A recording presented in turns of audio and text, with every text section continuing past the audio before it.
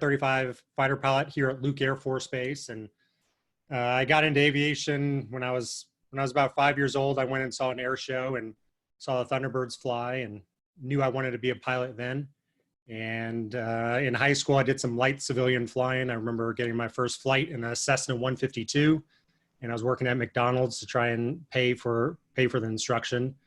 And from there, I went to the Air Force Academy, 4-year school in Colorado Springs, did some glider flying there. And then afterwards was selected to go to pilot training and went to pilot training at Vance Air Force Base. So we start off flying the T6 Texan II, and that's a 1,100 horsepower, almost like a P-51 Mustang. So I had a great time doing that. It's broken into 4 phases. It's 6 months total. So first phase is learning how to fly the plane from point A to point B. Next is learning how to do aerobatics in it. After that, it's learning how to fly via instruments. And then the last phase, the most important phase, is learning how to fly in formation. And so we started off with about 30 people. I think about 3 people ended up washing out, and 20 people went on to fly the T1. It's a business jet, and those pilots go on to fly the heavies, so like the tankers, cargo airplanes, things like that. And then 7 of us got selected to go fly the T-38. So T-38, awesome plane, designed back in the 50s, supersonic jet trainer, and it's fast. It has small engines, so it has tiny wings in order to be able to go supersonic. So it's a difficult plane to fly slowly, and so over the years, there have been quite a few fatalities trying to land that thing, especially the final turn. But had a good time. It mimics the T6 flying, so start off flying A to B, then aerobatics, and then they put you in the back seat and they put up like a blanket, and you basically have to fly around from the back seat, simulating IFR conditions. And then lastly, formation. And then from there, I went and learned how to fly F-16s. And so that's about a 9-month course out here at Luke Air Force Base, and learned how to fly the F-16. You start off doing dogfighting, BFM, then you transition to air-to-air, long range, medium range, and then lastly, air-to-ground. Did that after 9 months, went to South Korea and served at Kunsan Air Force Base. And we learned how to fly, became a full mission qualified wingman out there, and then moved to Shaw Air Force Base in South Carolina, where we did the Block 50 Wild Weasel mission. So our job was to take out SAM sites, so those surface to air missiles that are trying to shoot down airplanes. So learned how to do that, deployed to Afghanistan, spent 6 months, 7 months in Afghanistan doing close air support with special forces out there. And then in late 2016, got selected to fly the F-35. And so I'm now back at Luke Air Force Base teaching the next generation of pilots how to fly the F-35. So that's about it. Were you based at Bagram or Kandahar? Bagram, yeah. That was my home too. Nice. Yeah, spent 7 months there. Probably not a lot's changed. We got a nice chat here. The podcast is fascinating and addictive. I understand why you won number 1. How much time did you take to prep for each guest? And other than top of their field, what is your inclusion, exclusion criteria? Who else would you like to have that you are having trouble getting to? Yeah, so it's been a learning experience. I started that about 1.5 years ago. And so one of the things that they harp into us, and now we harp into the next generation of pilots, is debriefing the flight. So we will go out and we'll fly for about an hour, hour and a half, and then we will come back and we will debrief, and we will spend 2 to 6 hours going through that hour-and-a-half flight. And in some cases, for like BFM dogfighting, we'll only spend about 15 minutes because we're burning so much fuel. So most of it's admin going to the airspace and back. And so we'll spend that 5 hours debriefing the 15 minutes of flight. And so if you ask any fighter pilot where the learning comes from, they'll say the debrief. And so I want to apply those lessons to a podcast, to a way I could share with other people. And so I go and find other guests. I've had on Terry Virts, who is the International Space Station Commander. I've had on Chris Voss, FBI negotiator. I had on Safi Bakal, who's the author of last year's #1 book, Loon Shots. And so I just asked them what their keys to success are, how they overcame failures, what they do to perform at a high level, kind of debrief their lessons learned. And it's been an awesome learning experience. It started off taking about 10 hours per episode, which was pretty difficult with my other job, but I've gotten it down to maybe 2 or 3 hours for each guest, and I release a new episode every other week. And so the next episode I was just editing before this is Daniel Robinson, the first non-American F-22 pilot, which was a huge deal back at the time, because F-22 was, as you guys know, out in Hawaii, it was back in 2005, almost like an alien spaceship. And so he was the first non-American to fly it. So podcast is awesome. Sometimes, especially early on, felt like I was pushing the boulder 10 feet up the hill and it'd roll back 5 feet, but I've gotten a pretty good handle on it now. Could you maybe talk to some of the younger folks that are here that want to take your career path, and what you'd recommend, and you know, the fact that they're here is probably a good start, and you know, what you see going forward in the Air Force? Yeah, sure. So in order to become a pilot in the Air Force, you first have to become an officer. And there are 4 main ways to become an officer. The first is going to the Air Force Academy in Colorado Springs. That's the path I went on. It's pretty tough to get into the academy. I actually didn't get in on my first try. I remember I was a senior in high school and getting the letter, and I should have known at the time, but it was just a small white letter, and I got rejected. And so I had to go to a year at New Mexico Military Institute, a prep school, to go ahead and get accepted to the academy. So that's the first way, very militaristic. It's 4-year school, but at least at the time it had the highest chance of getting a pilot slot. So that's why I did that. Next option is probably the best for most people. It's called ROTC, and you can do that at over 1,000 colleges. So that's probably the best fit for most people. So you do that. It's about 1 class a semester, and then you meet once a week to go over military decorum, things like that. And there are plenty of scholarships all the way up to a full ride doing that. Third option, if you've already graduated from college, is going to OTS, Officer Training School, 6-week course, 6 to 8 week course, and then afterwards you become an officer. So that's the quickest way to do it. But I would caution people, that's also, it's very selective. So if you are still in college, I'd recommend going that ROTC path. And then the last option, kind of the X factor that I didn't even know about till I went to pilot training, and I was sitting next to a guy, and he knew that he was going to fly F-15s. And so you can apply directly to a guard base. So I'm active duty. I fly for the federal government. The guard, it's almost like the state's little Air Force. And so if you want to be a F-35 pilot, and that's all you want to do, then you can apply. Right now, there's Vermont is the only guard base, and I think Wisconsin and Alabama just got picked up as well. So you can apply directly to those bases. And the good thing is you'll know that's going to be where you spend the majority of your time. Whereas us active duty pilots, we move around every 3 years or so. And so you will stay there, and you will probably spend the next 20 years there, and you'll know that you're flying an F-35. Now, the two downsides: one, very selective. I think about over 100 people apply every year to at least like Vermont, and only a few people, 2 or 3 people, get selected each year. And 2, you have to be in the top 50% of your pilot training class. And when I was going through, at least, there were 4 guys in a row that washed out because they thought they had it made. They thought they were flying F-15s and F-16s, so they didn't try quite as hard, and they fell below that 50% mark, and they ended up getting transferred to tankers. So those are the 4 main ways. And then you go to pilot training, like I talked to, and that lasts about a year and a half, and you go and learn your jet, 9 months or so, and then you're off to the races after that. So did those folks already have a pilot's license as a civilian learned skill indicator that helped them get accepted if they weren't previously in the military? So I think it does help out a little bit. So I'm an expert on the academy path, but your scores that go into your total pilot qualification does have a place for getting some pilot hours. But even if you don't, even if you're going to the academy where it doesn't help, at least when I went through, I still recommend getting a PPL. My brother, he's 5 years younger than me. My advice to him was, he's flying Super Hornets now out in Japan. My advice to him was, get your PPL, because when you show up to pilot training, everybody, that's their dream. Everybody's wanted to be there since they were 5. Everybody's working extraordinarily hard.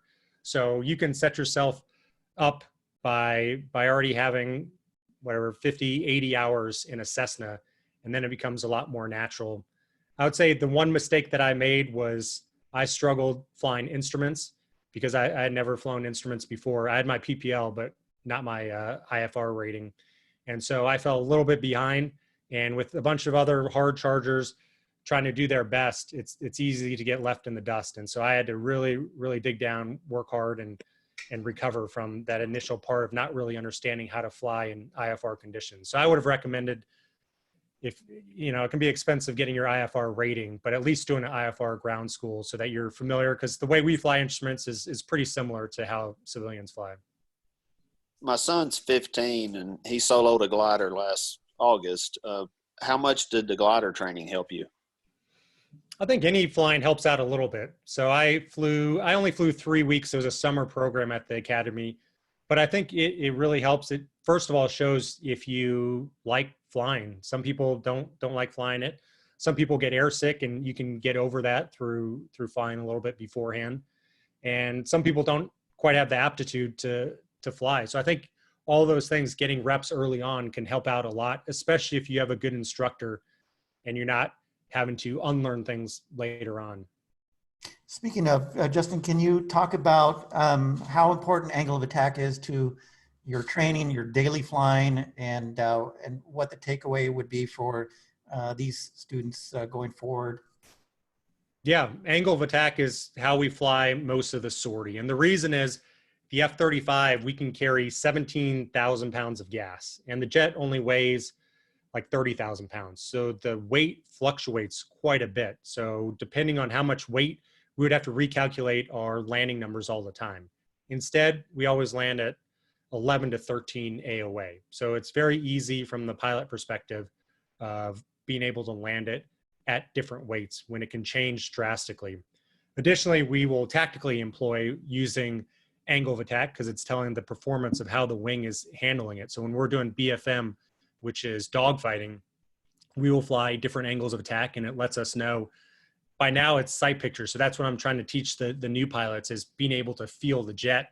And so you can feel when you're bleeding energy away, when you're maintaining your energy via buffet, and when you are accelerating. So angle attack's really important in terms of how we fly. Can you share with something that maybe the general public doesn't know about the F-35 that isn't classified, that is kind of a neat fact? Yeah, so the F-35 has had quite a bit of bad press over the years, and I think it's because it's one of the first jets to grow up in the social media age.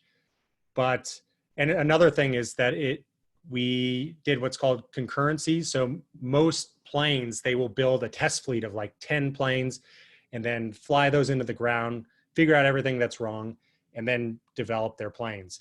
But with F-35, what they did differently is they just started cooking them off the line. And the good thing is that collapses the timeline. The bad thing is that if you do find mistakes, you have to go back and fix it. So there were a lot of mistakes early on. I think the jury's still out if that was a good decision or not. But there's no other plane that I would want to go into combat in right now than F-35, or maybe an F-22 in certain cases. But I came from the F-16. That's where I accomplished my dream. I'll always have a love of the F-16. It's probably my favorite airplane, but the F-35 is a much more capable aircraft. And when any new technology comes out, it takes a while to figure out all those bugs. If you think back to like the CD player, when it first came out, a lot of bugs, no anti-skip. You had to hold it like this all the time. And then they worked out those bugs, and pretty soon it was pretty good. And then a new technology came along, the MP3 player. Same thing with the F-35. First came out, a lot of bugs, wasn't improving really quickly. And then 2018 is when it turned that inflection corner. And these jets are just like an iPhone. With software updates, overnight, the jet got significantly better. We could pull more G, the sensors got better, everything, it unlocked the gun. It's almost like a video game. So the jet is pretty awesome now. And I think in 5 years, 10 years from now, it's only going to be getting better. Whereas a lot of the 4th gen fighters, that's like the F-16, F-15, they've kind of peaked out after 40 years of upgrades. So I love flying it. It's stealth. So it's tough for enemy fighters and SAM sites to see us. We have fantastic sensors built into the skin. It's difficult to be able to have good sensors and to be stealthy. We have good sensor fusion. So in the F-16, we had all these different sensors tied to different displays. And so as the pilot looking around the cockpit all the time, trying to build a mental model of what was going on. And unfortunately, we had 6 times the CFIT, controlled flight into terrain, of other fighters, just because it was such a heavy workload and pilots got task saturated, ran into a mountain and killed themselves. In that F-35, the jet helps out quite a bit and fuses all that information together. So it's just a red dot if it's a bad guy, green dot if it's a good guy. So we have sensor fusion, we have augmented reality. So our helmet, we actually don't have a heads-up display like traditional airplanes or traditional fighters. It's all in our helmet. So, and it'll have symbols over the good guys, people on my flight. It puts rings over and lets me know which number in the formation they are. If I look out, there's a diamond that follows all the bad guys. So it's pretty cool. It's almost like if you're driving in your car and you want to see all the restaurants, you hit a button and then like a diamond would go above every restaurant. So that helps out quite a bit in handling large amounts of information. And then lastly, networking. So these 4th-gen fighters that were designed in the 70s, they're going to be around until at least the late 2040s. So we have to work together as a team, and we have these fantastic sensors. We're stealth. So we work together as a team, and we can network our jets all up together. And then lastly, probably high angle of attack. So when you get to about the stall angle of about 35 degrees AOA, the aerodynamics get very complicated. And so the F-16, they just cut it off in the high 20s. We're not even going to deal with that. But with our computer, it's a lot faster. We're able to pull high angle of attack, essentially skidding through the sky quite a bit, and we can get weapons employment a little bit quicker doing that. Hamoudi asked an interesting question, and he says, so Justin in an F-16 versus Justin in an F-35, who wins? 35, no doubt about it. Yeah, it's an awesome airplane, very capable, and it allows you to have a lot more situational awareness and to make more strategic level decisions. So we're building essentially team leads out here. So when we go to a big exercise like Red Flag in Nellis Air Force Base, Nevada, we'll have 75 aircraft all flying together, and you want a mission commander or a team lead. So suppression of enemy air defense is probably our bread and butter. So taking out those SAM sites. So we'll be in charge of 75 aircraft. And so you want somebody with that situational awareness, because no plan survives first contact with the enemy. So you need someone who can assess what's going on and make smart audibles real time. We're getting some good questions here on the chat. Anne is asking, and I think what asking is, how many women pilots have you flown with, or what is the opportunity today for women in the Air Force? Yeah, so there are a few F-35 female pilots here. I've flown with F-16 female pilots as well. So there's certainly not enough. I would say, I don't know the exact number, maybe 10% of the pilots are women. But yeah, they do everything we do and do it well. So yeah, hopefully we can get more women engaged in military aviation. JT is asking that one of your guests pulled 11 Gs. Has he had any medical issues with that? Yeah, he had a stroke. Oh, so, wow. Ate Chute, he was the Rafale demo pilot in the French Navy. And yeah, I guess I don't know a whole lot about the jet, but I guess it can go up to 11 Gs, and it depends on where the jet is in the flight envelope. So he was pulling, I think he was going, don't quote me, but like 0.9 Mach. And so the jet will only pull 5 Gs at 0.9 Mach, but then he slowed down to 0.85 Mach, and then the jet will give you a full 11 G pull. So he wasn't expecting that. He was expecting 5 Gs, went up to 11 Gs, and actually snapped his neck down. And they found out that one of the 3 arteries that goes to his head, I guess, ruptured there, and he was fine. They actually didn't find it for like a year afterwards, but yeah, he couldn't fly fighters after that. Wow, that's amazing. Good question from Cecilia. What is your physical fitness routine? So we have to work out quite a bit. So pulling G's, as all of you guys know, is tough. So right now I'm at 1G. I weigh about 200 pounds with all my gear on, about 230 pounds, and we'll pull up to 9Gs, 9 times the force of gravity. So that's over 2,000 pounds of force on my body. And so the blood is actually being pulled from your head into your extremities, and it can be dangerous. You can black out. And so from 2000 to 2014, we had 17 pilots die from G-induced loss of consciousness. So it's pretty dangerous. Fortunately, now we have what's called auto GCAS, which can recover the jet if it senses the pilot has been incapacitated. But it's important to be able to withstand those Gs. So the first thing is doing a good AGSM, anti-G straining maneuver. So you squeeze your calves, your thigh, your butt, your abs, upper body relax. You're pushing that blood back into your brain. After that, we have a G suit. So we have some technology. G suit squeezes our legs to try and force blood into our head. We also have pressure breathing. So you can just take a sip of air and it really fills up your lungs. So it's a lot easier to maintain the G's over a sustained period of time. But it also goes to human factor stuff. So if you're just 3% dehydrated, you can reduce your G tolerance time by 50%.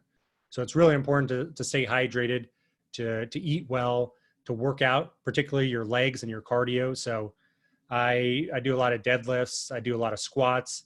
I do a lot of push-ups, and then do stuff for cardio. So a lot of wind sprints, things like that. Try to mix it up to keep it interesting. I did 200 burpees here just a couple hours ago, trying to find ways to keep it interesting, especially during this quarantine.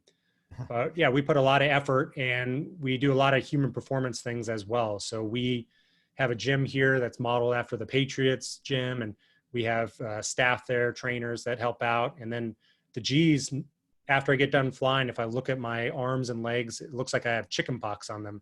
And that's from blood pooling in my extremities and rupturing blood vessels. And so that's it's just like a bruise. It doesn't last too long, but we have a lot of pilots that have neck and back issues. So with a helmet on, it's about 135 pounds. So if you imagine a barbell with two 45-pound plates just on your neck.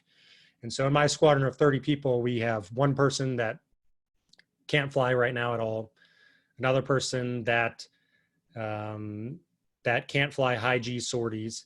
I had to get x-rays on my back a couple months ago. So we have in-house physical therapists that work with us and do dry needling and things like that to try and keep us in there.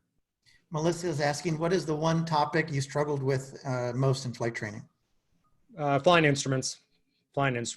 And that's something that I think most people can do, especially taking like an IFR course. So it might be beyond the scope for most people to learn how to fly formation. If you get a chance to do it, go ahead and do it. But instruments, particularly ground school for that, I think is something that can help out quite a bit. And that's what I ended up struggling. I took to formation really well.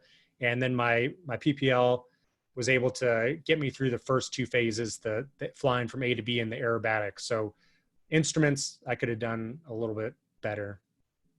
Maybe one or two more questions here. How was the transition from a Cessna to a Texan? It was awesome. Yeah, you have a lot more power. So power is generally a good thing. It can get you out of a lot of problems. The one thing was the torque, the P factor. So you're trimming all the time. I've forgotten how to do all of that in jets now. In the F-16, we never touch the rudder pedals. In the F-35 at low speeds, when we're fighting, we'll use the rudders quite a bit. But yeah, it was a big jump up, but it was awesome. I didn't love school when I was going through it, but something clicked about flying, and we were getting graded each flight. So it was almost like combining sports with flying. And so I had a great time. What is your expected career shelf life since it's physically demanding? Philip's asking. I'm going to try to set a record. So I'm active duty, but I'm going to be transitioning to the reserves here at Luke Air Force Base later this year. And so most pilots, they'll fly for about 20 years. At the 10-year mark, they'll start doing more office jobs. They might have to go to the Pentagon for a tour of 3 years, things like that. But by joining the reserves, I'll be able to stay here at Luke Air Force Base and fly half-time, and then be able to work on my podcast and things like that the other half of the time. And I'll be able to have, at least if my body can take it, a 30-year career total. And then afterwards, there's some certain reserve jobs that I could do. So right now I'm gunning for 55 years old to be flying until F-35. All right. So pretty much Carlo's asking, he's 15 years old, looking for a career in the Air Force, and any advice for him? And then I have one last question. Yeah, I would say make sure to get good grades. So good grades are going to keep the doors open. Because that's actually why I had to go to New Mexico Military Institute for a year. I didn't have great grades. So hopefully you can be better than me and not waste a year of your life there. 2, do a SAT prep course, because there are a lot of people with me. It was almost like like purgatory with all these people that almost made it into the academy but didn't. So do an SAT prep course. They made all of us do one at New Mexico Military Institute, and we all got better scores. So it's a thing that most likely will work. 3, get some flying in a light civilian airplane. So that'll show you if you have that, if you like it, if you have the aptitude, things like that. Play a sport. So I think sports help out quite a bit. They make you handle pressure. They make you have thick skin. You have to debrief after the game, and the coach is probably going to tell you what you did well, what you did wrong, and then you have to take that information and you have to get better for the next game. So I think sports helped out quite a bit. I boxed at the Air Force Academy, and we'd have sports psychologists come over and work with us about visualization. So we call that chair flying, staying in the present moment, having positive self-talk, all those things. So I think sports can help out quite a bit. If sports aren't your thing, you should still be physically fit, but I would recommend doing something competitive. So if you, maybe the debate team, beyond that, where you're being critiqued, because you get critiqued quite a bit throughout your entire career, always trying to get better. Last question is, you're flying amongst some of the best pilots in the world. What is the common thread of personality and mindset that you see across the board? I think first thing is you got to be a hard worker. So especially early on in your career, you're going to have 12-hour days every single day, at least during the week. Maybe you'll have some time on the weekends, but you have to work extremely hard. Next, you have to be able to prioritize. So when we go and fly, as most of you know, there are thousands of decisions to be made each flight, and no pilot's ever had a perfect flight. So you're going to be making mistakes. And so that's where the mental toughness comes in, of being able to overcome mistakes. We say, don't grade yourself. So if you make a mistake, which is going to happen every flight, move on to the next decision. Also, don't get too task saturated. So I like to teach the new pilots, stay at about the 90% level. Once you get over 100%, tasks are just going to start falling off without you making a smart decision on it. So stay at that 90%. When you start getting task saturated, start dropping off the tasks that aren't important, so you can keep your cross check up. So I would say those are some of the things that the good pilots do well. Can you let everybody know how to find you on all the social media and your podcast? Sure. I do quite a bit of stuff on Instagram. So it's at Justin Fighter Pilot. I also do more long form content on LinkedIn under Justin Hasard Lee. That's Hazard with S. I have the podcast, The Professionals Playbook. It's on all podcast platforms. So I'm trying to teach some of these lessons that the Air Force has taught me. Well, Justin, thank you so much for your time. It's great seeing you again. And congratulations on your new baby. And, thank you. Yeah, not a lot of sleep going on here, but it's been awesome. I can imagine. And all right, thank you. And we'll safe flying, and we'll see you soon. Thank you. Appreciate you having me on. Bye, guys.